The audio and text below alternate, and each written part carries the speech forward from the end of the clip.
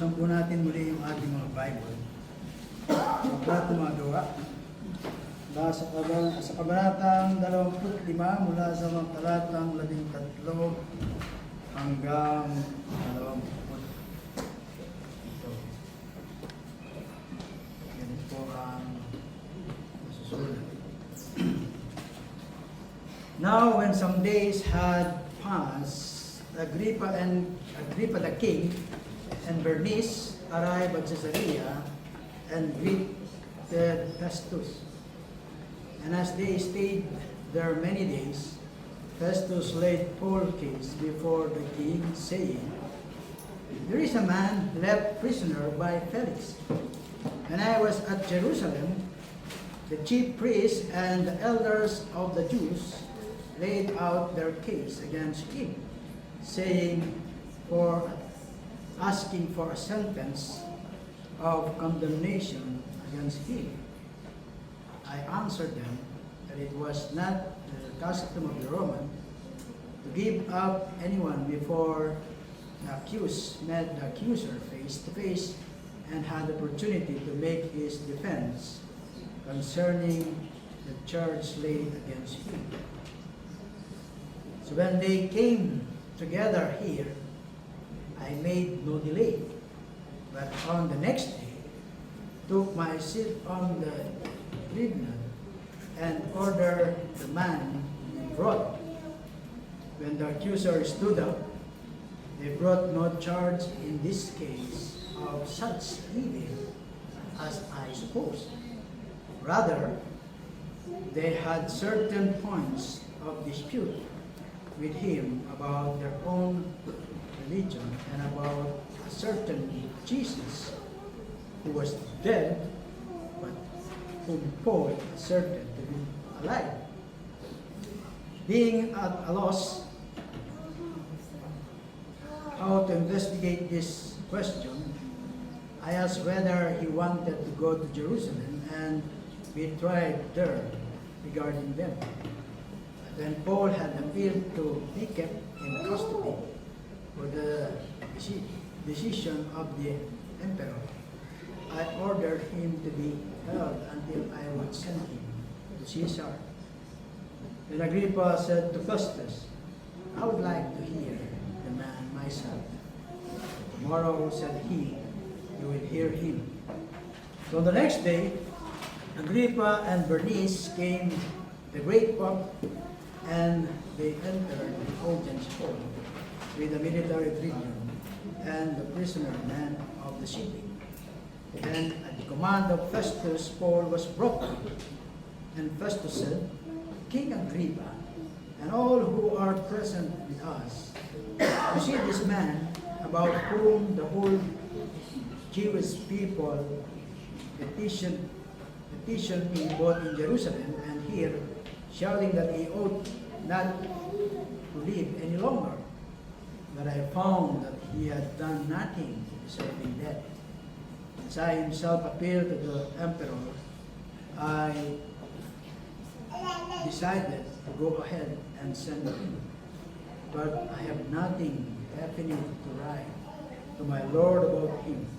Therefore I have brought him before you all, and especially before you, King Agrippa, so that after we have examined him, I may have something to write, for it seems to me unreasonable in sending a prisoner not to indicate the charges against him."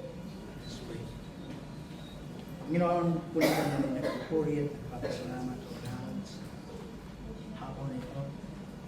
We, O God, dalangin namin, Panginoon, ang pangunguna ng iyong Espiritu at ang aming pinagbubulay-bulayan, Lord, ng iyong mga salita sa aklat ng mga gawa. Lord, we pray na buksan mo ang aming mga isipan, ang aming mga puso. Makita namin, O Diyos, ang mensahe na ihanda mo para sa amin na kailangan namin marinig. Dalangin namin, O Diyos, habang kami nagbubulay-bulay sa amin pag-aaral ng iyong salita, O God, may your Holy Spirit isang patuloy na kumilos sa buhay ng bawat isa. At patuloy, Panginoon, ang mga salita mo aming maririnig, O God, galing, silbing gabay, silbing babala, silbing review sa amin na makikinig, Panginoon, at patuloy na maging na obedient po kami, Panginoon, doon sa nais mo na sa aming gawin, Panginoon. Maging buhay na testimony kami, Panginoon, kabila ng mga kaganapan sa paligid, O God. We pray, O God, sa tulong ng Ibang Espiritu ay patuloy namin makita, O Diyos, ma-manifest sa aming Panginoon ang iyong kaluwalhatian, ang iyong pag-ibig, O God, at maipadamay sa mga taong wala pong tamang relasyon sa iyo, at patuloy ng mataas mo lahat sa aming buhay as we live a life pleasing to you, O God. Lord, patuloy samahan po kami ay pag-aaral, panalangin sa pangalan ni Jesus. Amen. Ano po tayo?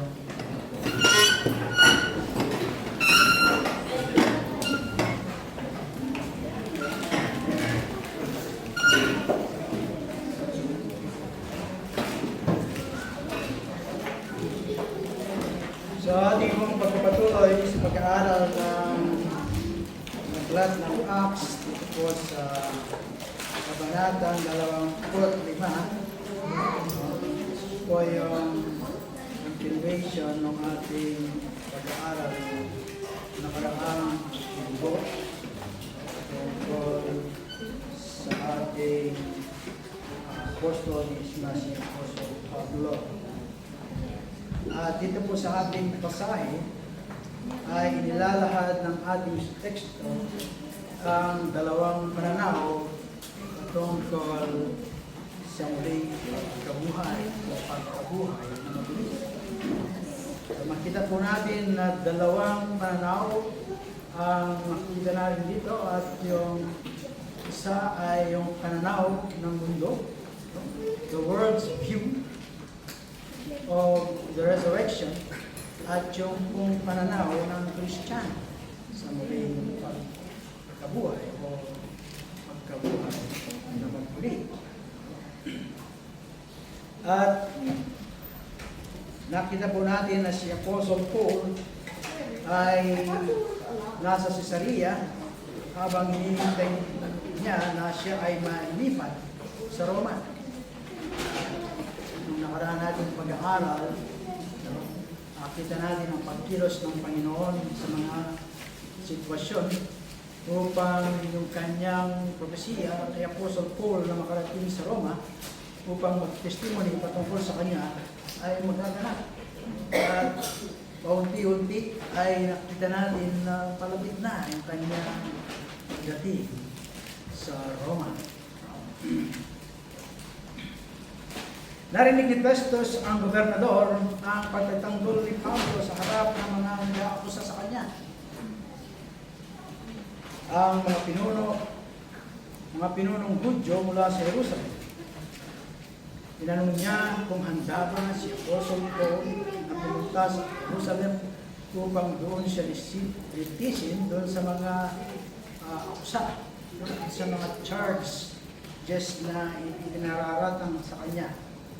At alam ni Apostle Paul na maaaring sa daan pa lamang ay mawala na yung kanyang buhay. O di kaya naman, pagdating niya doon sa Jerusalem, ay hindi maging patas ang paglilitis at siya ay makulan. Kung kaya ginamit niya yung kanyang right bilang isang Romano upang makapag-apila kay Caesar. Caesar, hindi po yung pangalan ng sa panahon po ito si Nero. Yung Caesar, sa kanila, baga sa atin, Presidente. Sa kanila, si Caesar. Thank you, Pastor. So habang pinag-iisipan ni Festus, dumating upang bisitahin siya ng kanyang kaibigan na si Haring Agrippa at ang kanyang kapatid na si Bernice. Kasintahan. Dahil si Agrippa ay eksperto sa mga usaping Hudyo, No, sinalaysay sa kanya ni Festus ang kaso upang hingin yung kanyang opinyon. As maalam itong si Agrippa sa mga usaping patungkol sa mga Hudyo, kaya si Festus ay inulog sa kanya. At sa ating mga talata na ating binasa, ay parang kinukwento ni itong si Festus, no? Yung mga pangyayari mula nung nakarating siya panahon ni Felix hanggang sa nirecall si Felix at siya ang humabili, no? Sabi nga nung nakaraan, nag-uumpisa pa lamang, hindi pa siya nakaupo doon sa Caesarea, ay pumasyal pa lamang siya doon sa Jerusalem, ay sinasamantala na itong mga kaaway o yung mga against kay Apostle Pablo, itong si Festus, na inaasahan sila ay makakuha ng pabor, no? Pagkat siya ay kaupo pa lamang. Ganun yung mga estilo, yung mga bagong umuupo sa mga pamunuan. Ipiplease muna yung mga tao para makakuha sila ng pabor. At hindi ganun yung nangyari sa ating mag-aaral ng tila.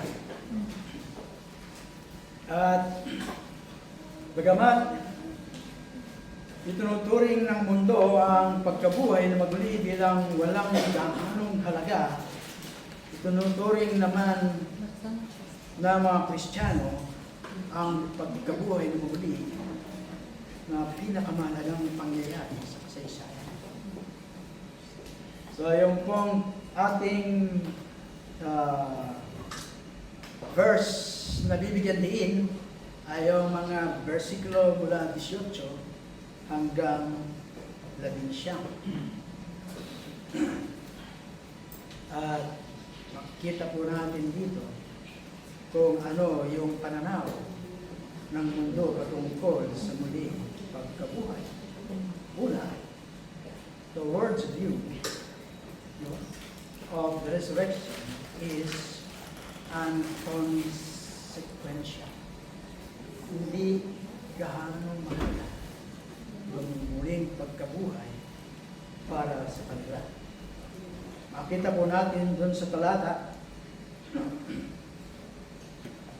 and when the accuser stood upon, they began bringing charges against him, not as such crime as I expected. Yung kanilang mga akusan, no, ay hindi ganun kabigat. But they simply had some points of disagreement with him about their own religion and about a certain dead man, Jesus, whom Paul asserted to believe to be alive. Kung ipaparaphrase po natin ito, parang sinasabi nitong si Festus, akala ko ay mabigat yung mga bintang nila kay Apostol Paul. Tulad kagaya ng pagpatay, o di kaya naman ay pagtataksil sa bayan, o isang plot sa mga namumuno, no? O di kaya naman siya ay nagbabanta, no? Para magkudita. Yun ang inaasahang mga kaso na maririnig niya dito sa mga Hudyo na nagpaparatang kay Apostle Paul. But ang sabi niya, no, hindi ganon kabigat na gaya ng ating inaasahan yung narinig ko sa kanila. Yung kanilang pagtatalo, no, sa halip, ito yung narinig ko, sabi ni Festus, nauwi lang ito sa isang mababaw na pagtatalo tungkol sa kanilang reliyon. Wala namang gaanong kaimportansya. Tungkol lang ito sa isang patay na tao na sinasabi ni Paul na buhay pa. Ito daw daw yung kanilang pinagtatalunan. No? The dead man, certain dead man, Jesus, whom Paul asserted to be alive. Yun lang daw yung pinagtatalunan.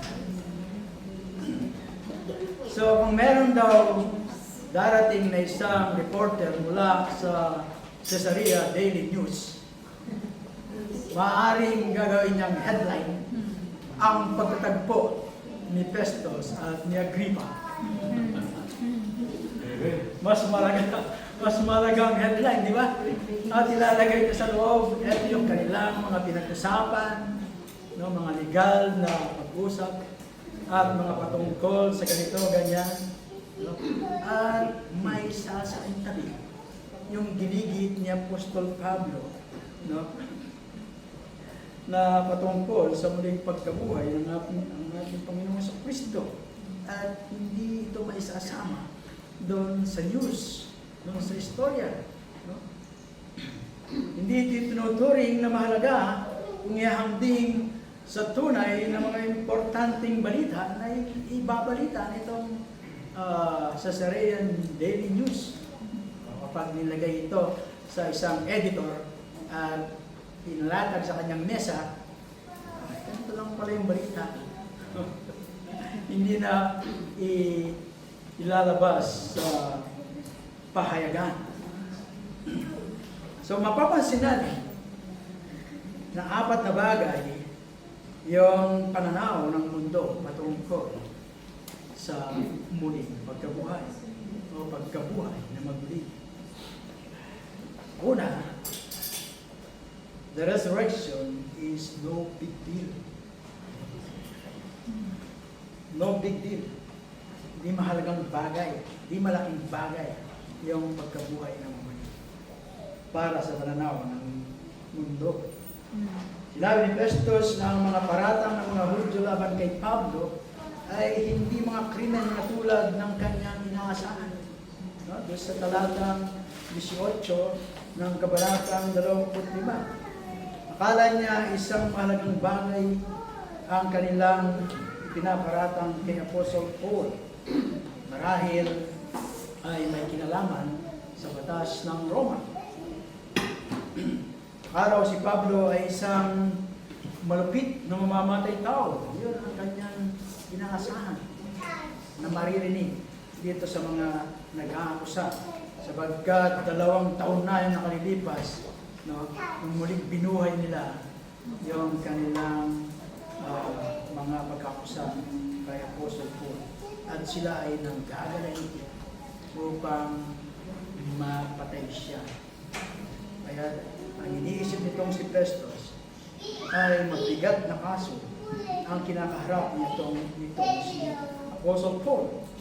Ngunit nalaman niya hindi naman pala ganoon kahalaga ang usapin. Isa lamang itong alitan tungkol sa isang taong patay na ayon kay Pablo ay buhay pa. Hindi naman pala ito isang malaking bagay. No big deal. No? Hindi no deal. No big deal. No deal. Hindi ito isang malaking bagay. At iyan pa rin ang pananaw ng mundo sa muling pagkabuhay. Hindi ito kasing halagaan ng mga balitang itinuturing na mas makabuluhan tulad ng mga ibinabalita ngayon na ating narinig sa mga paligid. At hindi na bibigyan ng importansya yung muling pagkabuhay ng ating Panginoon sa Kristo. Bakit pa magiging interesado sa muling pagkabuhay ni Jesus kung napakarami namang mahalagang balita na dapat balita? But sa mga mananampalataya, ito yung pinakamahalagang balita na nais ng Panginoon na ating dalhin at pamalitan sa buong mundo. Amen. Pangalawa, ang resurrection, the resurrection is a matter of private opinion. Isang private opinion lang daw. No? Ito sa pananaw ng mundo. Ang sabi ni Festus, rather they had certain points of dispute with him about their own religion and about a certain Jesus who was dead, but whom Paul asserted to be alive. Sa verse 19. At pagdating sa verse 20, sabi ko ron, but Festus was at a loss how to investigate such matter. Sa madaling salita, ang ibig niyang sabihin ay opinion lang ng mga Hudyo laban sa opinion ni Pablo, yung kanilang pinag-uusapan. Isang reliyon laban sa isa pa. Malayang naniniwala ang sino man na gusto niya pagdating sa reliyon. Maniwala ka sa pinaniniwalaan mo at maniniwala ako sa pinaniniwalaan ko. Huwag mong ipagpilitan yung opinion mo yun sa opinion ko. Yun ang sanglibutan. Dahil walang batayan,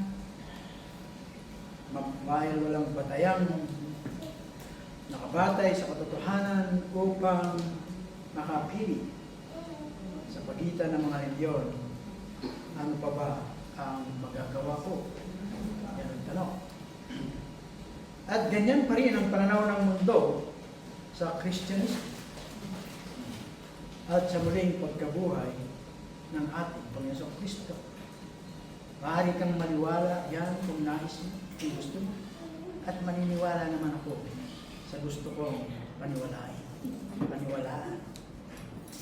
Yan ang ating mga na-experience kapag tayo ay naghahayag ng mabuting balita patungkol sa ating Panginoong Kristo.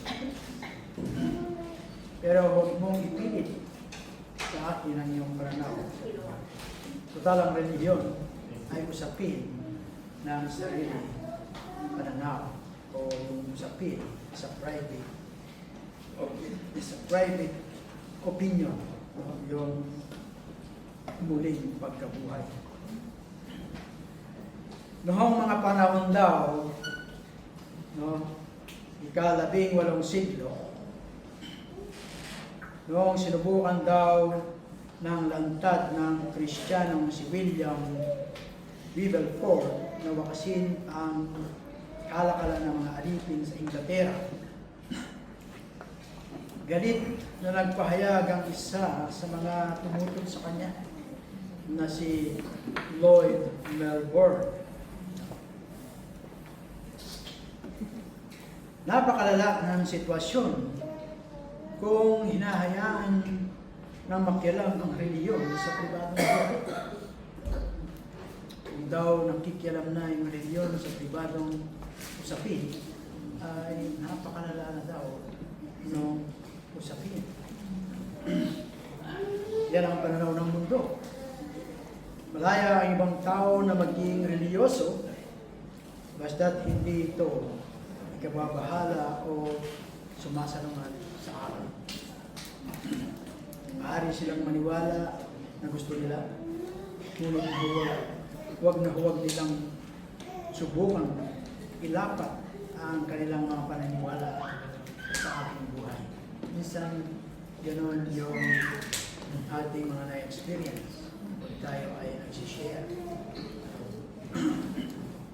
Yan ang paniniwala mo at ito ang paniniwala ko. Dito ako nagaba, dito rin ako tatayo. Alam ko naman, magagapang pa ako. Di ba? Maraming beses na natin narinig. No? Pagkat raw ay mga private opinion lamang. Sinasabi ng mundo na walang tiyak na paraan upang magpasya sa mga usaping panreliyon. Ito ay usapin lamang ng pagtutunggali ng magkakaibang opinyon. Magkakaiba lang tayo ng opinyon, kaya hindi tayo nagkakatugma. Kung ikaw ay papunta ka dito, ako ay papunta ron, tapos parehong lugar yung ating pupuntahan, pag-imit din tayo ron. Familiar, di ba? Pangatlo, ang resurrection sa pananaw ng mundo is not factual. Ang muling pagkabuhay ay hindi isang katotohanan. Hindi gaanong nagbago yung pananaw ng mundo sa Kristyanismo mula noon. Kahit noong panahon ni Apostle Paul, hindi nila pinaniniwalaan yung muling pagkabuhay ng Panginoon.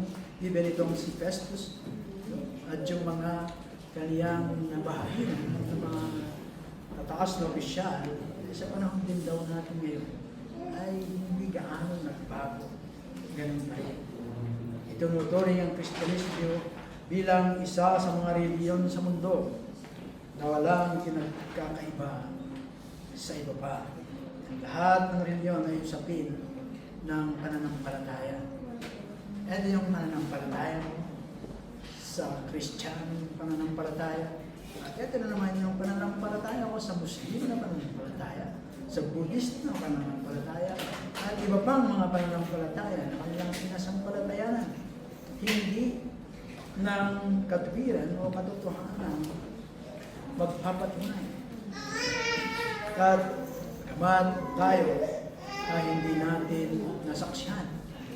Balit sa pamagitan ng banal ng sultan na nagtuturo ng Panginoong Jesucristo ay namatay para sa ating mga kasalanan at muling nabuhay na maguli ay atin itong sinasampalatayanan. At hindi lang ang resurrection ay no big deal sa pananaw ng mundo. Hindi lang ito a matter of private opinion o di kaya naman ang resurrection is not a factual o hindi isang katotohanan.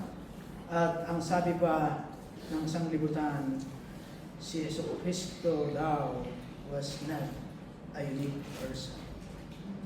Hindi daw siya unique person. Tinatawag ni Festus a certain dead man, Jesus. A certain dead man. Para kay Festus, si Jesus ay isa lamang lider relihiyosong Hudyo na sumobra daw sa kanyang ginawa, kaya siya napatay. Alam ni Festus na mataas ang pagtingin ni Pablo kay Jesus. Ngunit hanggang doon na lang yun para kay Festus. Para sa kanya, si Jesus ay isa lamang tao na matay na. Yan yung pananaw ni Festus. Jesus is only a certain dead man. At ganyan pa rin ang paningin ng mundo kay Jesus.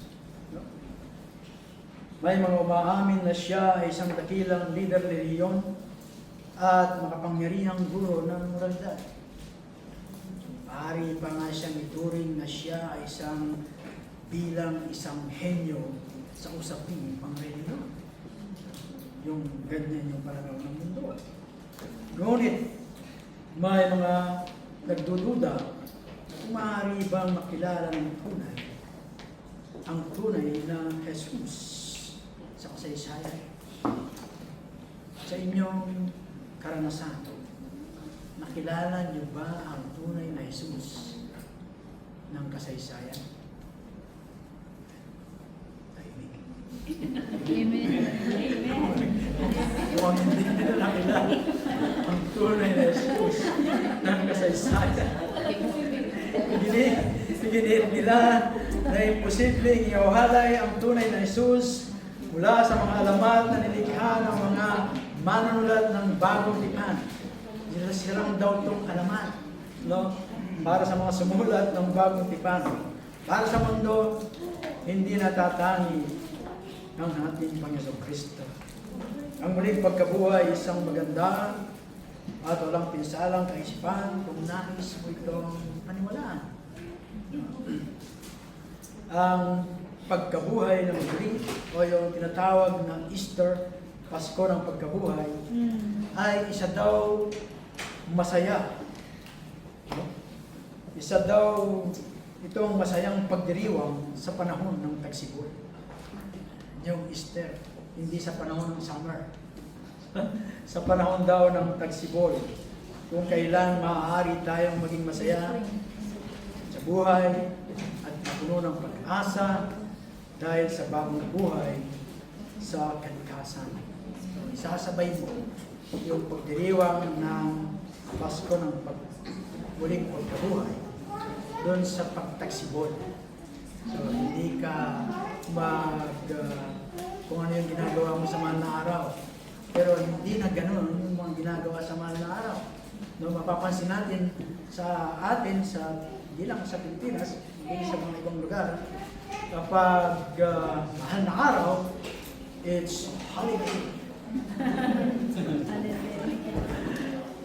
Kasi nawala na yung pinakamahalaga na pangyayari, no? Na dapat nilang iselebra doon sa muling pagkabuhay o doon sa Easter. Ano yung ginagawa ng karamihan? Puno yung mga beach doon sa Pangasinan. No? Ginagawa nila pasyon. No? Kaya mas mabuti raw kung tagsibol ka. No? Dahil may sa-celebrate mo ng ganun kasi but hindi rin. Kasi sa mga araw, sineselebrate din nila ng ganun. No? Nandun sa mga pasyalan, nandun sa mga, dahil summer, mainit, no? Ay nandun sila. No? Tinuturing nilang walang gaanong halaga ang muling pagkabuhay. Paano mo tinitingnan? Paano ba tinitingnan ang muling pagkabuhay ni Jesus? Marahil para sa iyo, ang Pasko ng pagkabuhay o Easter ay isa lamang masayang pasyon. Magkakaroon ka ng bagong week, tapos magkakayak kayo pupunta sa mga pasyalan, mga pamilya, mga kaibigan. Ito yung mga ginagawa ngayon ng sanglibutan. Hindi na isasalang alam kung ano yung tunay na kahulugan ng muling pagkabuhay at Panginoon Kristo. Hindi na itinuturing ito ang pinakamahalagang bagay.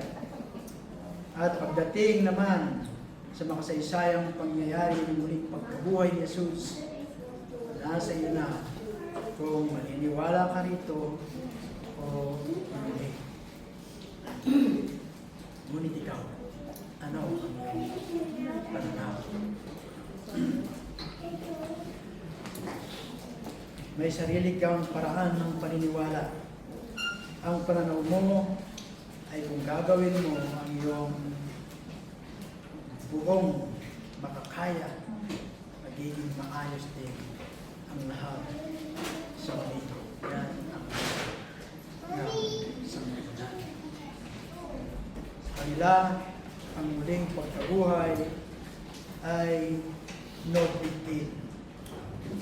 Walang malaking bagay para sa kanila. Para sa mundo, ang muling pagkabuhay is a matter of private opinion. Para sa mundo o para sa sanglibutan, ang muling pagkabuhay is not a factor, hindi isang makatotohanan. At ang ating Panginoon Kristo was not a unique person. Ikaw, ano ang iyong pananaw?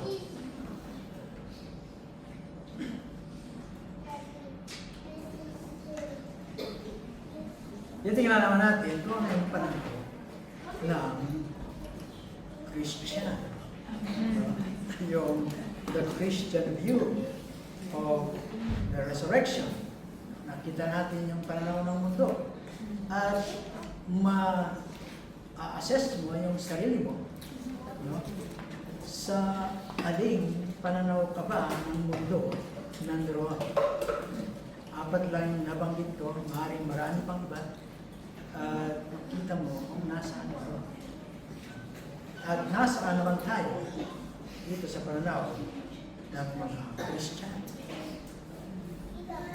Ang muling pagkabuhay is the most important fact in history. Sinasabi ng mundo na ang resurrection is no big deal. Pero sa mga Kristiyano, sinasabi nila, the resurrection is the bigger deal or the biggest deal in history. Praise God. Dahil ang ating binasa doon sa scripture reading, doon sa 1 Corinthians 15:13 to 17, Apostle Paul urged that the whole Christian faith depends on the bodily resurrection ng ating Panginoong Jesus. Sabi ron, if there is no resurrection of the dead, not even Christ has been raised, and if Christ has not been raised, then our preaching is vain. Your faith also in vain. Ano pa bang pinaggagawa ko dito? Ano ba yung pinaggagawa ni John? Kung yung ating inasampalataya natin ay isang patay na Diyos.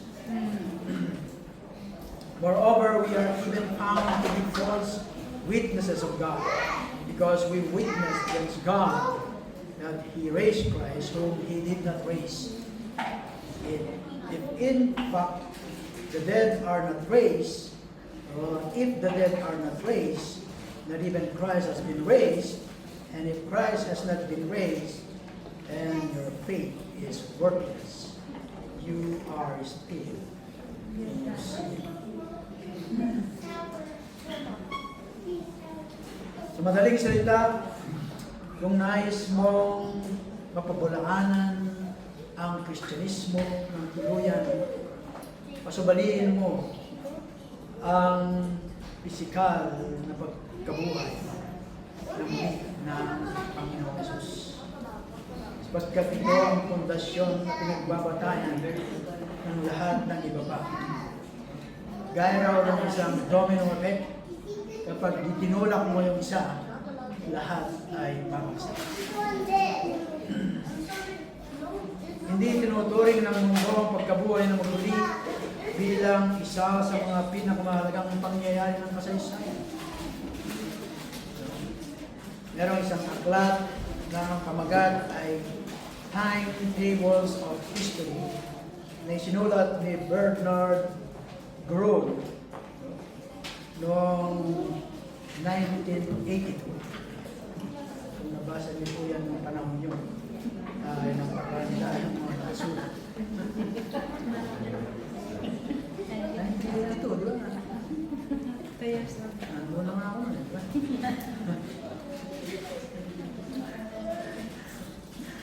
Sa aklat daw na ito, narito ang lahat ng dakila, pati na ang marami na hindi man gaano dakila, ngunit kawiwin ng mga tao, katotohanan, at mga pangyayari sa kasaysayan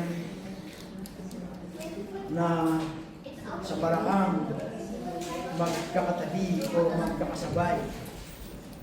Kaya't sa isang tingin pa lamang ay makikita mo na ang mga nagaganap sa politika, sa sining, sa reliyon at filosofiya. Makikita mo rin sa aklat na ito ang mga isinulat patungkol sa agham, ng mga pang-araw-araw na buhay ng anumang multo ng kasaysayan. At kapansin-pansin daw dito, bagamat nagbibigay ito ng mga itinatayang petsa para sa pagbabautismo sa ating Panginoong Kristo at sa kanyang pagkapako sa krus, hindi nila o hindi nito isinama ang muling pagkabuhay. Kung sa aklat na ito, kung gusto niyo pong mapatunayan, ay basahin niyo yung aklat, yung pamagat niya ay The Timetables of History kay Bernard Grove. Sana. Naisulat sa kasaysayan, sa aklat na ito, yung kasaysayan, noong baptism ng ating Panginoon sa Kristo, yung kanyang kamatayan sa krus. Pero nilaktawan nila o hindi na isa yung muling pagkabuhay. Binaliwala lamang nito ang pinakamahalagang katotohanan sa kasaysayan sa pamamagitan ng paglaktaw nito. In-escape nila. Kaya na doon sa mga ibang nais na mawala yung Kristiyanismo, pag sila ay nagbalita, ini-escape yung mahalagang bagay tungkol sa muling pagkabuhay ng ating Kristo. Ngunit hindi yan ang isang siyentipikong pamaraan para harapin ang ginigit ng maraming kapanipaniwalang scholar sa na mapapatunayan sa kasaysayan. Sinabi ni Pablo na kung hindi ito totoo sa kasaysayan, ang muling pagkabuhay, nagsasayang lang tayo ng panahon sa pagiging Christian. Mas mabuti daw pang kumain, minom at magsaya dahil bukas ay mamamatay tayo. Mas mabubuti pa daw na gawin mo yun kaysa sa ikaw ay na mag-asa na ikaw ay bubuhay muli kapag ikaw ay namatay, no? At ang iyong nasampalataya na ito ay hindi naman pala muling binuhay na mula sa kamatayan, sa mga patay, yung ating sinasampalatayan. Mabuti pa raw, eat, drink, marry, because tomorrow you will die. Ngunit kung ito ay totoo, ang muling pagkabuhay ni Jesus ang pinakamahalagang pangyayari sa kasaysayan ng tao. Amen. Hindi ito isang bagay na walang halaga na marami mong baliwalain kung nanaisip. Hindi daw ito isang bagay na walang halaga na babaliwalain mo kung nanaisip mo. Mahahaligang ito na siya ang Panginoong muling nabuhay, na may karapatan siya sa ating mga buhay. Naniniwala ba kayo na may karapatan siya sa ating mga buhay? Amen. At kung ang buhay na Panginoon ng Sansinukob ay may karapatan sa iyong buhay, isa itong napakalagang bagay. It is a very big deal. Hindi siya no deal. So the word says that the resurrection is a matter of private opinion. You can believe it if you want to, but don't suggest that others must believe it. Yung resurrection is not a matter of private opinion, but a fact that confront every person. Noong nangangaral si Apostle Paul sa Atenas, sinabi niya, doon sa Gawa 17, sa mga talatang 30 hanggang 31, no? Kaya't matapos mapansin ang mga panahon ng kamangha-mangha,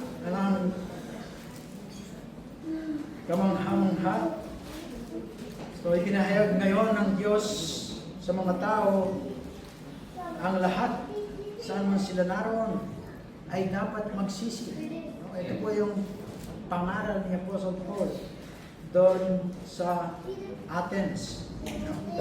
Sapagkat nagtakda siya ng araw kung kailan nahatulan niya ang sanglibutan ng may katuwiran sa pamamagitan ng isang taong kanyang inalaga.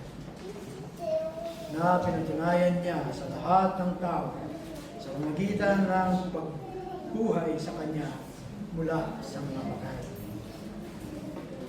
Hindi po sinabing ito ang aking opinion. Hindi sinabi ito ni Apostle Paul. Ito yung aking opinion para sa mga nagnanais tumanggap ito. Sinabi niya, ipinahayag ngayon ng Diyos ng lahat saan man sila naroon ay dapat magsisi. Sapagkat darating ang araw, ang lahat ng tao ay haharap sa nabuhay ng muling Panginoong Kristo upang sila ay hatulan. Ay, ang iniisip mo, opinion lang naman ito. Apostle Paul. Pero paano? Kung malalaman, kung totoo, yun, para sa lahat. Una, kailangan mong maunawaan na hindi lang ito opinion ni Apostle Paul. Kundi ito ay opinion din ng ating Panginoong Kristo. Sinabi niya doon sa 1:22-27. Sinabi ni Jesus na ipinagkaloob ng Ama sa anak ang lahat ng paghatol upang parangalan ng lahat ang anak gaya ng pagpaparangal nila sa Ama. Kailangan mong tanggapin o kaya naman ay tanggihan ang salita ng Panginoon Yesus. Walang gitnang posisyon. Walang nasa pagitan. Kailangan maniwala ka o hindi maniwala. Aliman sa alam mo, yak ang kanyang sinasabi ay kailangan mong tanggapin. O kaya naman ay naliligaw siya sa akala mo o sadyang nililin lang at kailangan mo itong tanggihan. Binigyan daw din ni C.S. Lewis. Ito yung kasali, kilala nila ito. Walang tuwang daw para sa pananaw na si Jesus ay isa lamang mabuti at moral na guro. Siya isang sinungaling, isang baliw, o kaya naman ay siya ang Panginoon ng lahat. Isang malaking pagkakamali ang isipin, bahagyang pagkakamali lamang si Jesus. Bahagyang nagkamali lamang si Jesus sa ilang mga bagay tulad ng walang hanggang pag-uukong. Kapag daw binasa natin yung mga ulat ng Ebanghelyo, kapag tatanto natin, isa lamang ang konklusyon. Si Yesu Kristo ang tunay na kung sino ang kanyang sinabi, siya ay siya. Malinaw na hindi siya isang taong naliligaw, ang akala o nag-aakala sa mga bagay na hindi totoo. Hindi rin siya ang uri ng taong sadyang nagmanlilimbang. Siya isang taong lubos na may integridad at puspos ng habang. Gayunpaman, nagpahayag siya ng mga salitang naglalaman ng seryosong katotohanan tungkol sa paghukom na darating. Nagbigay ang Diyos ng patunay sa pagtatalaga kay Jesus bilang hukom. Sa lahat sa pamamagitan ng pagbuhay sa Kanya mula sa mga patay. Ang muling pagkabuhay ay hindi usapin ng sarili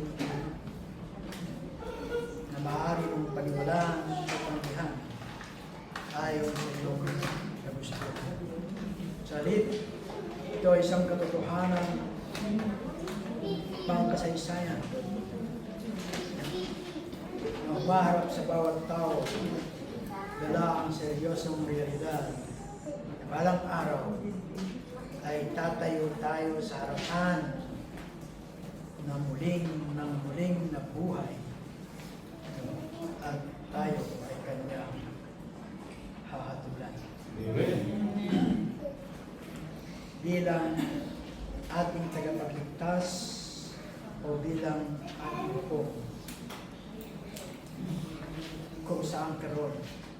Tatayo ba tayo sa harap niya bilang ating tagapagligtas o tatayo tayo sa harap ng ating Panginoon bilang siya ang isang po. Kaya bago ka pa mamatay, hindi tayo tinatabot. Kailangan mong piliin kung alin sa dalawa ang mangyayari sa iyo. Isang paalaala sa bawat isa sa akin. Kaya naman pinag-uusapan natin kanina, nagsimula ng maayos, nagtapos ng hindi maganda. So, bago pa tayo lumisan sa buhay nito, kailangan maniyak natin kung ano yung ating kinalalagyan pagharap natin sa ating Panginoon. Siya ba ay ating tagapagligtas o siya ang ating? At nabanggit din yung Apoheba na muling pagkabuhay. Sinasabi ng mundo na ang muling pagkabuhay is not factual or verifiable. It's just a subjective religious idea. But sa pananaw ng Kristiyano, ang resurrection is based on factual and verifiable evidence. May mga ebidensya. Tinutukoy ito ni Festus nang sabihin niyang ipinagdidiin ni Pablo na buhay si Jesus. Paul asserted that he is alive. Pinagdidiyan ni Pablo. No? Hindi sinabi ni Pablo na maaaring totoo ito. O maasa siyang totoo ito. O naniniwala siyang totoo ito, anuman ang ebidensya. Ipinagdidiinan niya, totoo ito. No? Hindi siya naglalahad ng haka-haka o mga pansariling isipang pamilyon na nagbibigay ginhawa sa damdamin ng mga tao ng sapat ang pagiging payak sa pananampalataya upang maniwala. Naglalahad siya ng katotohanan bilang isang saksi sa nabuhay na muli na si Kristo. Amen. So nakatagpo ni Apostle Paul ang nabuhay na Panginoong Jesus sa daan patungong Damascus at yan ay alam natin dahil sa ating pag-aaral. Nagbago ang takbo ng kanyang buhay. Dati siya isang leader ng mga Hudyo.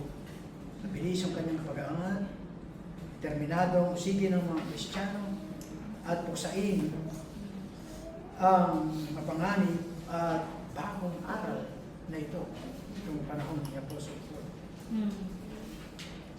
Si Apostle Paul ay may magandang kinabukasan, mataas ang katayuan niya sa lipunan at matiwasay ang pamumuhay na naghihintay sa kanya. Ngunit tinalikuran niya lahat ng ito. Nangarapin siya ng nabuhay ng Panginoon Jesus noong araw na iyon doon sa daan. Ngunit wika mo, maaaring isang buni-buni lamang ito. Maaaring maraming tao ang nagkakaroon ng ganitong mga karanasan tulad ni Apostle Paul. Subalit paano naman ang mga pagbabago ng buhay ng iba pang mga apostol? Hindi lamang si Apostle Paul paano yung mga ibang apostol? Silang lahat ay mga taong lugmok sa lungkot at bigo, kagaya natin noon. Di umaasang magkaroon ng muling pagkabuhay. Noong mamatay ang ating Panginoong Kristo, sila ay malungkot, nawala ng pag-asa. Dali sana silang nakabalik sa kanilang mga dating pamumuhay at tahimik na naglaho sa paningin ng marami ang panahon yun. Wala silang magpapala sa halip ay maaari nilang mawala ang lahat dahil sa kanilang pagpapatutuo tungkol sa muling pagkabuhay. Ganun pa man, dumanas sila ng pagbubugbog, maraming nakulong, marami sa kanila ang pinatay dahil sa kanilang pagpapatutuo na si Yesu Kristo ay muling nabuhay mula sa mga patay. Silang lahat ay mga lalaking may tapat na pagkatao at integridad. Hindi sila nagkamal ng yaman, sabi isinakripisyo nila ang lahat sa kanilang tungkulin bilang apostol. Bakit pa kaya? Hindi lamang yung 12, kundi pati na rin si Apostol Paul at ang mga ibang libo-libo ang iba na mga unang mga Kristiyano na buhay sa ganung paraan. Kundi dahil alam nilang muling nabuhay si Yesu Kristo, batay na sa napakaraming patutuo ang kanilang mga saksiyan. Nasaksiyan nila, napatunayan nila, at nandun yung kanilang pagpupusi na ipamalita ang kanilang naranasan sa muling nabuhay na si Jesus.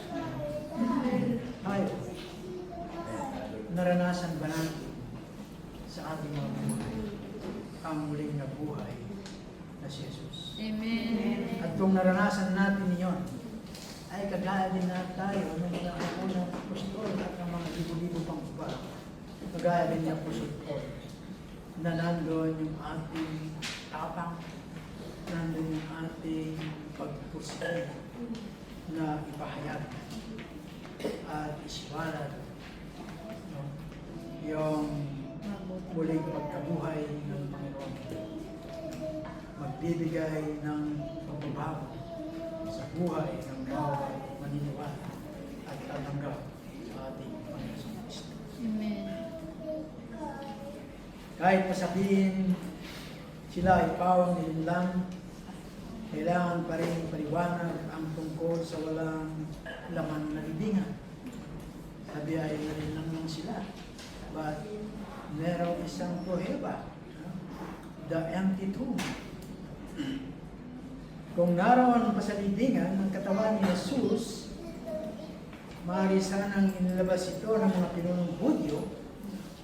Sandaling magsimulang mangaral itong mga apostol patungkol sa Kanya, sa Kanyang muling pagkabuhay.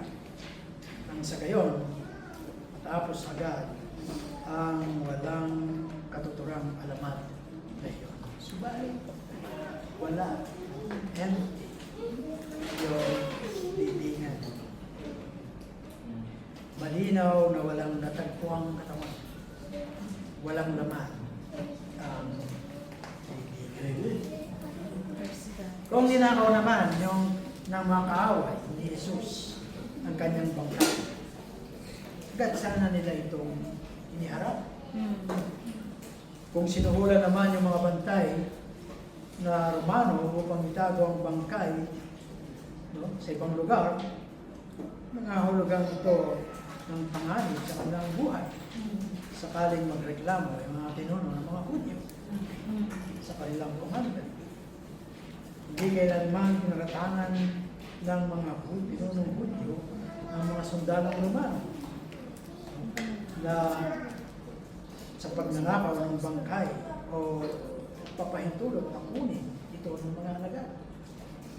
Sa halip,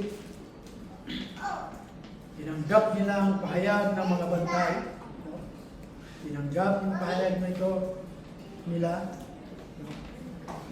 tungkol sa muling pagkabuhay at pagkatapos sila ay sinuhulan upang manahimik. At mababasa natin dyan doon sa Mateo, Kabanatang 20 mula sa talatang 11 hanggang 15 nung kanilang ibalita na nawawala yung bangkay sa ibig. Para manahimik na lang, sinuhulan sila. Kung ninakaw naman yung mga lagadang bangkay, yak, napalihin silang aalis. At talikuran ang pangangaral ng Ebanghelyo, lalo na nang magsimula yung pagbubusi sa kanila. Bakit ba'y nilalagay nila ang kanilang mga buhay sa isang mapanganib na kahihinatnan kung hindi naman totoo yung kanilang pinangangaral? So malinaw, no, na ebidensya, maraming mga patutuo yung muling pagkabuhay ng ating Panginoong Kristo. The Jesus who rose is not just a certain dead man, no different than other religious leaders. Hindi siya isang patay na tao lang, yung ating Panginoong Kristo. Siya ay muling nabuhay at siya ay darating upang sa hukuman niya ng mga buhay at mga patay. At kung sa mundo ang ating Panginoong Kristo ay hindi isang unique na person, si Jesus para sa ating mga mananampalataya is the unique and eternal Son of God. Amen. Daang-daang propesya daw sa lumang tipan ang mga natatanging pangyayari ang ating matutunghayan, no? Patungkol sa muling pagkabuhay o muling pagkabuhay ng ating Panginoon. Yung kanyang mga pagtuturo, yung kanyang mga himalang ginawa, at ang kanyang kamatayan at muling pagkabuhay ay masasaksihan at masusumpungan natin sa lumang tipan sa ating pag-aaral. At bago pa dumating yung kanyang kapanganakan ay naihula na yung mga bagay na mangyayari, magaganap, at kung ano ang kanyang kahinatnan. Ang lahat ng ito ay nagpapatuturo na si Jesus ay hindi lamang isang karaniwang tao, kundi siya ay Diyos na nagkatawang tao.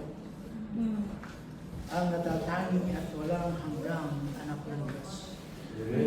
Nang siya ay namatay ayon sa kautusan, ang kanyang kamatayan ay natatangi dahil siya ang kordero ng Diyos na nag-alis ng kasalanan ng sanglibutan. John 1:29. Siya ang katuparan ng mga bagay na sinasagisag ng mga hain sa lumang tipan. Yung mga pinag-aaralan natin ng mga hain o yung mga offering sa lumang tipan, siya yung sinasagisag ng siya. At sa iyong pagharap sa Diyos, tayong lahat ay harap sa Kanya. Alinman sa dadalhin mo ang iyong sarili, magharap ka sa iyong Panginoon, no, sa panahon ng paghukom. O kaya naman ay may lalagay natin yung ating tiwala sa ating Panginoong Kristo bilang ating tagapagligtas. saan tayo sa dalawang mga. Si Jesus ay muling nabuhay. Bibigay pag-asa, siya ang pundasyon ng ating pananampalataya, at one day, no, tayo ay haharap sa Kanya. At sa ating Amen. pagharap, masasabi ba niya na mabuting alagaan. Halika, pumasok sa ako. Ganyan. Amen. Amen. Pagkatapos makita natin sa mga susunod na mga versikulo, no? Sabi doon sa after natin makita yung pananaw ng mundo at pananaw ng Kristiyano doon sa mga talatang nabasa natin, especially yung 18, yung 19. No? Kita natin sa mga susunod na talata, no? Sa 23, kaya kinabukasan dumating sina Agripa at Bernice nang may maringal na karangyaan. At pumasok sila sa bulwagan kasama ang mga pinuno ng hukbo at ang mga kailang tao sa lungsod. Pagkatapos, sa utos ni Festo, ipinasok si Pablo. So, makikita natin yung eksena dito. No? Bonggang-bongga yung suot ni Agripa at ni Bernice at yung mga kasamahan nila. So, nandun, ihaharap siya si Apostle Paul. No? Sila Agripa, maaaring sila ay nakasuot ng mga mamahaling damit at inintuang mga korona. No? At makikita naman din natin doon sa setting na yon na si Festo ay nakasuot ng isang magang kasuotan para sa gobernador, no, ng Roma. At ito ay isa daw mataas na okasyon. Si Agripa ay dinaluhan ng kanyang mga paharlikang kasamahan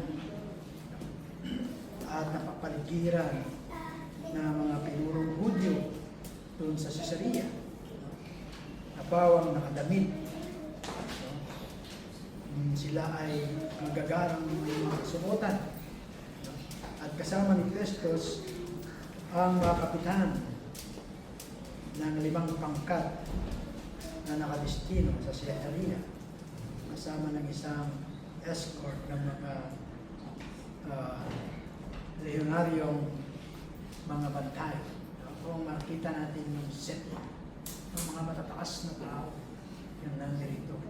Tapos ihaharap dito sa kanila si Apostle Paul. Kung tayo, pagaya ni Apostle Paul, ano yung feeling kapag nasa harap ka ng mga gano'n? Wala na. Wala na. Tamimi. Tamimi. Hindi ka na makapagsalita. No? Well, makita natin sa mga susunod na ating mga pag-aaral kung paano dinipensa ni Apostle Paul yung kanyang heart. No? Maging siya rin Agripa ay nasabi niya, sa sandali lang, ay muntik mo na akong maingganyo upang maging Christian. Ganon kalakas ang loob ni Apostle Paul. Amen. Sapagkat sumasa kanya ang Diyos na nabuhay mula sa mga mata. Amen. The one who is greater than who is in this world. Yan ang nagbibigay sa kanya ng kalakasan. Yan ang nagpapalakas kay Apostle Paul. Kung kaya taas mo siyang, taas mo niyang ipinahayag yung mabuting balita, even doon sa mga matataas ang posisyon. Meron ba tayo nakuha kahit kaunti lamang kay Apostle Paul upang maging matapang, upang maging masigasig na ipahayag yung ating karanasan patungkol sa nabuhay na mabuli na ating Panginoong Jesus. Sa 24, sinabi ni Festus, Haring Agripa at lahat ng narito kasama namin, nakita ninyo ang taong ito na pinag-uusig sa atin ng buong bayan. Sabi nun sa the whole Jews.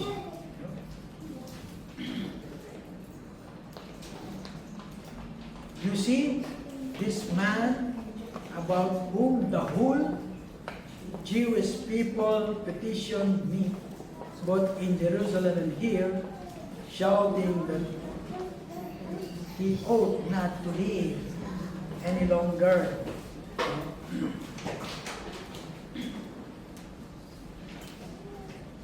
Ito yung pagkakataon nakita natin na pinakatapat si Festus. Sa pagkitaan namin niya, na ang nais ng mga Hudyo ay patayin si Pablo. Inamin ni Festus na nais patayin ng mga Hudyo itong si Pablo. Pero ganun pa man, medyo in-exaggerate na yung pahayag niya, yung kanyang istorya. Nagpalabis itong si Apostle ay si Festus sa paghahayag na sabi niya, the whole Jew. Subalit hindi naman lahat ng mga Hudyo ay dumulog sa kanya tungkol kay Pablo. Sa pinakahuling paratang laban kay Pablo, ang mga Hudyong humiling ng parusang kamatayan ay pangunahing binubuo ng mga saserdote at mga miyembro ng Saduseo, ng Sanhedrin. Ngunit marami pang ibang Hudyo, kabilang mga libu-libong mananampalataya na walang kinalaman dito.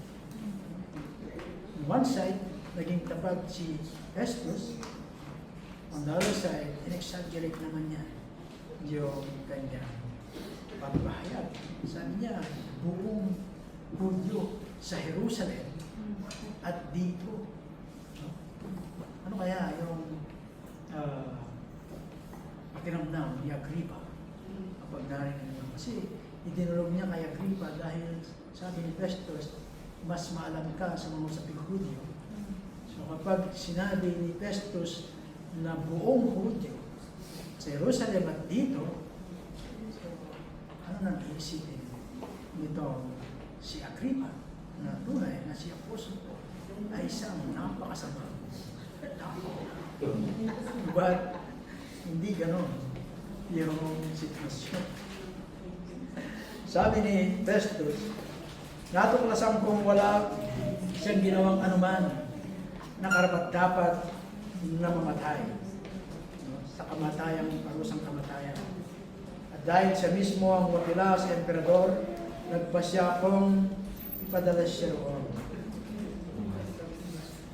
So sa kasamang palad, bagamat naunawan ni Festus na si Pablo ay walang kasalanang karapat-dapat sa kamatayan, alam ni Festo, hindi naman niya naunawaan yung tungkol kung saan patungkol yung mensahe ni Pablo.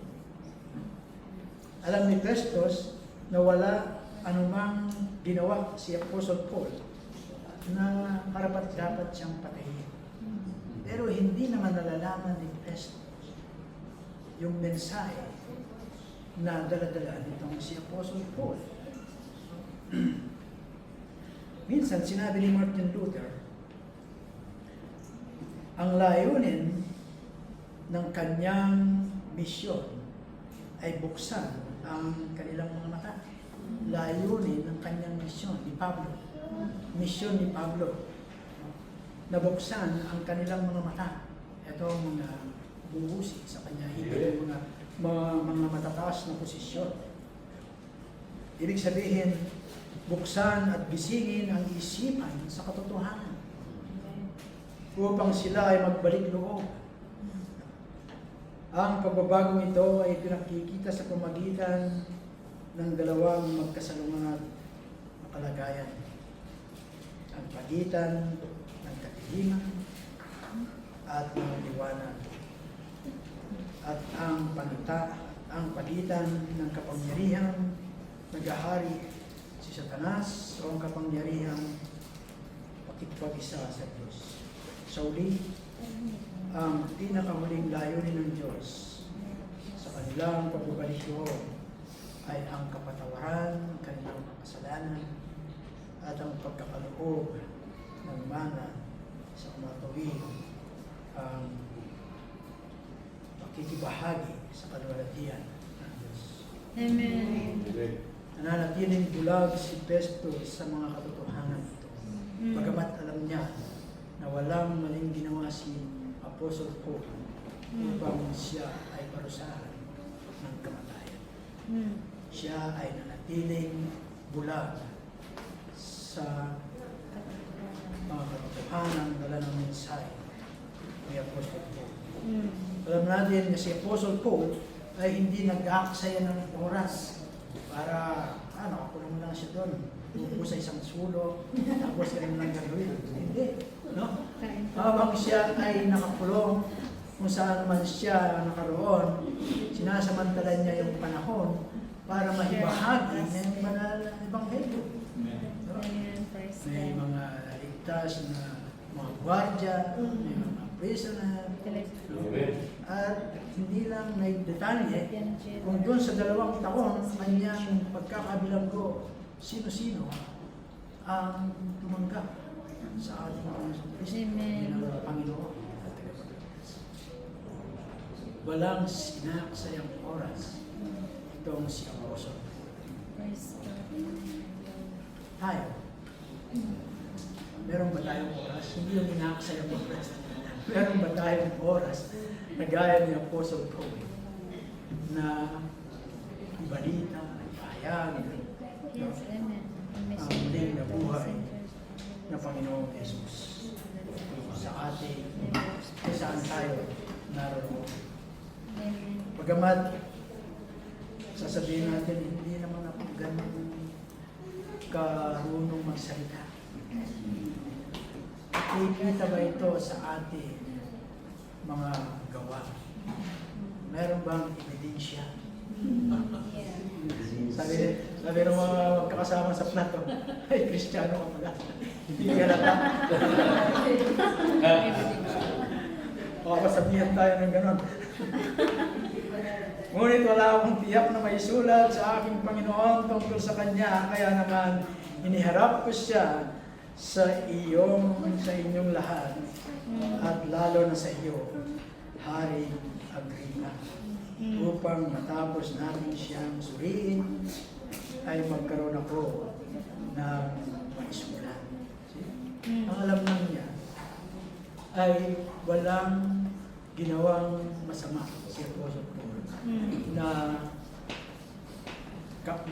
papaparusahan ng kamatayan. Sabi niya, hindi niya maimbestigahan. No?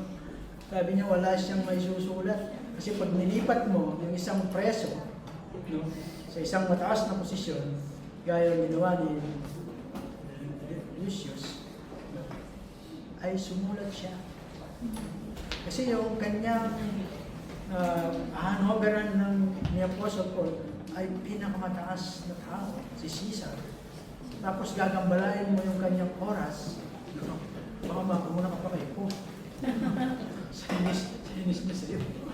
Kailangan yung may susulat ka kung bakit mo siya ipinadala ron, kung anong parata ang sinasabi.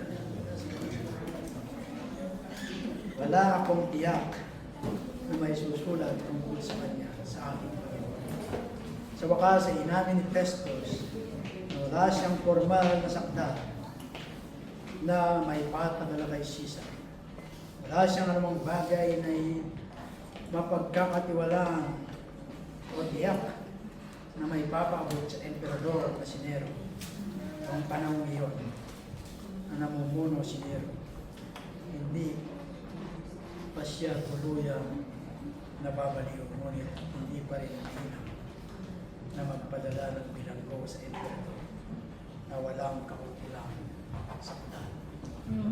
Okay din mga yung kaisipan ni Festus. Alam niya rin yung proseso at alam niya marahil yung kanyang kahinatnan kapag sakali na ipinadala niya si Paul doon ng walang reason. At pagdating sa 27, sabi ron, "For it seems to be unreasonable, sending a prisoner not to indicate a church against you. Sapagkat para sa akin, isang kahangalan ang pagpapadala ng bilanggo ang hindi tinutukoy ang mga paratang laban sa kanya." Kahangalan ang sabi ni Festus. Hindi lamang ito magiging kahangalan, kundi maaari ring maging mapanganib ang abalahin si Caesar sa mga bagay na walang halaga. Hindi lamang matutuwa si Nero, hindi malamang siya ay matutuwa kay Festus kung sasangayin ito ang kanyang oras. Alam mo, sa mga mataas na binuno, yung oras nila ay precious. Kaya nga, magpapa-appointment ka muna eh. Tapos ang bigli lang ng oras na ibibigay, tapos aabalahin mo siya sa ganung walang halaga lamang. Maging ang mga audio ay may mga batas na katulad nito, tulad ng pahayag ni Nicodemo, no? Na hatulan ba ng ating kasulatan, kautusan, ang isang tao na hindi muna ito nakikinig sa kanya at malalaman ang kanyang ginagawa. Malamang na hindi legal itong naobligado si Apostle Paul lumulog sa pagbinig. Dahil pala naiapilanan niya ang kanyang kaso sa emperador, kaya naman wala na ito sa jurisdiction ni Festus. No? Ganun pa man, hindi niya alalampasin ang mga pagkakataong may pangaral ang Ebanghelyo sa gayong mga kalagayan, mga okasyon. Wala na sa jurisdiction ni Festus yung kaso ni Apostle Paul. Noon, napilanan niya doon sa emperador. No?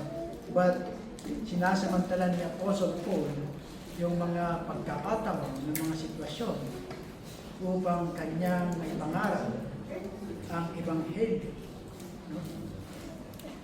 At isa na naman itong halimbawa ng kanyang matapang at tapat na paglilingkod sa ating Panginoon Kristo sa anumang sitwasyon. Kahit hindi siya umattend doon sa pangdinig, no? Because out of jurisdiction na nila yung kanyang kaso na apila na sa gobyerno, sa emperador. No? Subalit, para kay Apostle Paul, yung mga pagkakataon ay napakalaga. Ayaw niya palampasin ang mga ito. Ilang pagkakataon na ba yung ating mga napalampas? Ang magsisilbing instrumento sa kanyang paghahayag ng Ebanghelyo at ang nakapangyarihan na pagpapatutuhan niya patungkol sa ating Panginoon Kristo na kanyang naranasan doon sa Damasco ay hindi binabalang bahal ni Apostle Paul. Nais niya na magampanan niya yung pagkatawag sa kanya na siya ay magiging tagapahayag ng ating Panginoon Kristo sa mga hintil, sa Jew, sa mga Hintid, at sa lahat ng sulok sa mundo, even sa Roma at sa mga opisyal ng Roma. Tayo ay tinawag ng Panginoon. Amen. Taas na tayo hindi upang ilagay lang sa isang skulo o sa isang lugar para ligtas ka na, dyan ka na lang. But inilagay niya tayo doon sa truck para tayo ay magpatuloy. Amen.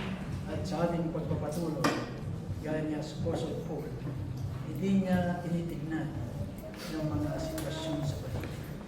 Yung mga pusi, yung mga naghuli o ano pa man. Yung tingin niya ay doon sa finish line gaya ng isang atleta na tumatakbo. Kung gusto mong makarating doon sa finish line, huwag kang lilingon-lingon. Amen. Gaya ni Apostle Paul. Kaya naman tayo dito. Yung kanyang, yung sinabi sa kanya ng Panginoon Kristo na kailangan makarating ka sa Roma, nandun yung focus dito. Si Apostle Paul. At nakita natin, nung sa mga ating pag-aaral, even sa pag-aaral natin ngayon at sa mga susunod pa, no, nakarating siya ron ng libre. Wala siyang ginastos. No? Ganyan kumilos ang ating Panginoon. Kapag sinabi niya, pumunta ka rito, pag mo sabihin, wala akong pamasahe. Wala akong pamasahe. Ano masabi niya? No? Yung willing. Hindi naman available. No? Sa ating pag-aaral, God equipped not only yung mga tinawag, yung mga willing ba tayo? Willing ba tayo? Gaya ni Apostle Pablo. So, na kampanin, tuparin yung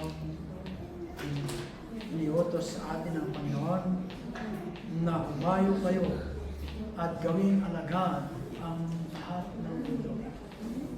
Kayo ang aking mga witness sa Jerusalem, sa Judea, sa Samaria, at sa lahat ng sulok. Amen. Hindi pa nga tayo makakalabas ng UAE. Okay, nakarating na yung message. No, salamat sa Panginoon sa kanyang palaala at sa kanyang mensahe sa atin. Saan pananaw tayo naroon? Pananaw ba tayo ng mundo o sa pananaw ng Kristiyano patungkol sa muling pagkabuhay ng ating Panginoon sa Kristo? Tayo po ay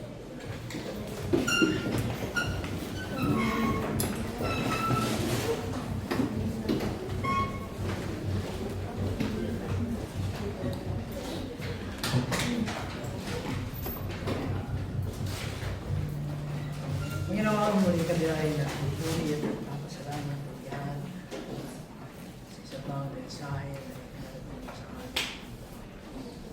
Lord, salamat sa buhay ni Apostle Paul at Panginoon at maraming pagkat sa kanila na mga tao na nakailibot sa kanya, Panginoon, even yung mga opisyalis na naroon, O God, nasa kanya ay militis, O God. Ay nandun, Panginoon, yung kanyang lakas na loob. Nandun yung kanyang tapangan. Pagkat tapangan yung lakas ng loob niya, Panginoon, ay nagmula sa iyo, O God.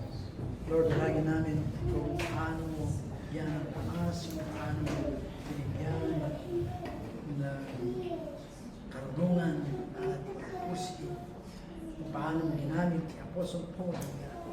Yun din kami na tinawag mo upang balita, upang bayan, maging witness ng Panginoon ng mabuting balita ng aming Panginoon Kristo, ng kanyang muling kabuhay. Lord, salamat po, Panginoon, sa hapon. Even sa mga narito, Panginoon, wala pang tamang relasyon sa iyo. Tuloy mo silang kilusin, O God, upang maranasan nila, Panginoon, ang iyong presensya sa kanilang buhay, Panginoon. At magkaroon ng lakas ng loob, O God, ng paggamit mo, doon sa tao. Higit o Diyos sa mga ligtas mo, Panginoon. Lord, salamat sa iyong paalaala, salamat sa iyong mga video, sa pangitan ng iyong mga salita. Salamat, Panginoon, sa mga ganitong kaaral o gaan. Tuloy sa amin na pinaalala na merong bagay na dapat namin gawin. At ito'y huwag namin ipagwalang bahala. Ang pahayag o Diyos ng iyong pangyarihan, ng iyong kabutihan, ng pag-ibig mo, Panginoon. Ang patungkol sa aming Kristo. Ang aming naranasan at nais mong ipanaranas sa iba. Gamitin mo po aming instrumento, lalo sa aming mahal sa buhay, sa aming mga trabaho, sa mga taong nakasalamuhan namin sa araw-araw. Gawin mo kami, gaya ni Apostle Paul, samantalahin ang lahat ng pagkakataon ng Panginoon. Huwag hayaang makalampas ng Diyos yung mga pagkakataon na may hayag namin ang iyong ibig at iyong kalugihan.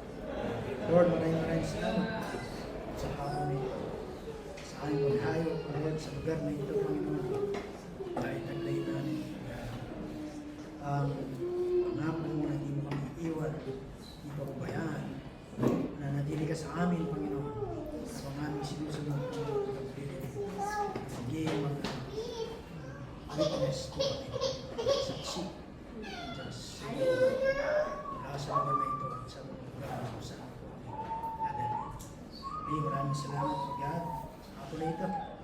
Paano po kami pagpalayan, maging pagpapala po sa iyo. Praise you, thank you, Lord, buhay panalangin. Sa pangalan ng aming Panginoon sa Kristo. Amen. Now may the God of peace who brought again from the dead our Lord Jesus, the great shepherd of the sheep, by the blood of the eternal covenant, equip you with everything good that you may do His will, working in us that which is pleasing in His sight, through Jesus Christ, whom be glory forever and ever.